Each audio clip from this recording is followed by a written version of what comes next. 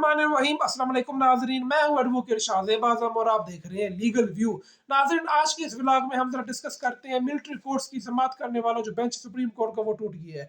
Justice सरदार तारक मसूद साहब जो है उन्होंने बेंच से अपने आप को अलग कर लिया है। वो चाहते हैं कि अब वो केस की मजीद समाअत ना करें। हालांकि यही सेम एतराज़ सेम वकील ने उनके ऊपर पिछली समाअत में किया था कि जनाब आप बेंच से अलग हो जाएं, लेकिन वो अलग नहीं हुए थे। अब क्योंकि समाअत दिसंबर में हुई थी या पता नहीं शायद नवंबर में हुई थी, उसके बाद समाअतें मुकम्मल हो गई हैं। आर्मी अदालतों को ट्रायल का भी इख्तियार दे दिया गया। उन्होंने ट्रायल तकरीबन मुझे लगता है मुकम्मल भी कर ली है। तो आप सिर्फ सजा सुनाना बाकी है या फैसला सुनाना बाकी है, हम कह सकते हैं। तो अभी तक सुप्रीम कोर्ट ने उनको रोका हुआ है कि आपने हातमी फैसला नहीं करना। तो आज तारिक मसूद साहब जो थे उन्होंने, हालांकि जब आपको याद होगा जब ये एजाजुल एहसन साहब बंदियाल साहब के जाने के बाद जब एजाजुल एहसन ने इस केस की समाअत की थी तो एक ही दिन में उन्होंने ट्रायल को कंक्लूड कर लिया था।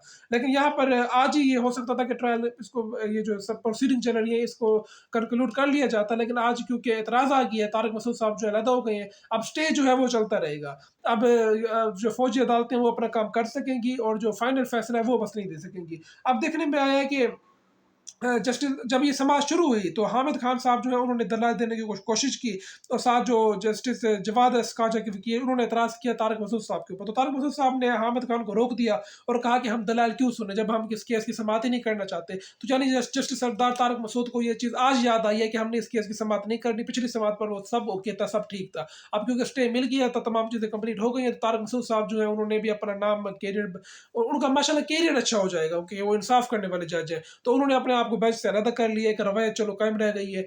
और उसके बाद जो मामला है वो जजिस कमेटी को भेज दिया गया है। जजिस कमेटी जो है वो भी 3 जजों पर मुश्तमिल है, जिसमें तारक मसूद साहब खुद शरीक है, साथ उनके जो उनके बड़े करीबी जज बड़े हर दिल अजीज और समझे जाते हैं कि ये सेम माइंड सेट वाले जज हैं। जस्टिस सरदार जस्टिस फायजीजा साहब जो बड़े इंसाफ देने वाले जज हैं, जिस तरह उन्होंने एक ताहयात नायल शख्स को एक इंसाफ दिया और फिर उसके बाद एक बल्ला के निशान उन्होंने एक पार्टी से छीन कर इंसाफ किया, तो साफ नज़र आ रहा है कि वो किस तरह इंसाफ देते हैं। और इसके अलावा जो दूसरे जज है मंसूर अली शाह साहब जो है उनके आजकल जो बड़े जो रिमार्क्स आ रहे हैं वो काफ़ी वैसे बड़े अच्छे जज हैं, उनकी रिपोर्टेड जजमेंट बहुत ज़्यादा है, वो काफ़ी इंसाफ पर मबनी फैसला देते हैं, तो वो अब इस कमेटी का हिस्सा है वो।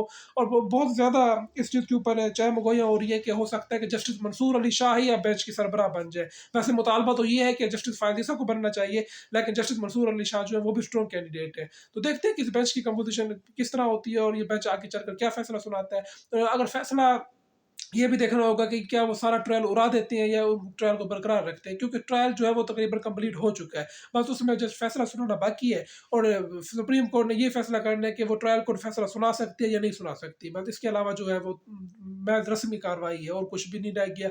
और ये केस मैक्सिमम भी एक दिन चलना है, एक दिन की समाअत होगी और एक दिन की समाअत के बाद ही इसका फैसला आ जाएगा। जस्टिस मुसर्रत लाली पहले अपना माइंड डिस्क्लोज कर चुकी हैं, बाकी 5 जजेस जो हैं वो देखते हैं कि वो उन्होंने अपना किस तरह फैसला करना है। तो जो भी फैसला आएगा उसको हम डिस्कस करेंगे। मुझे मेरी अगली वीडियो तक के लिए इजाज़त दीजिए। अल्लाह हाफ़िज़।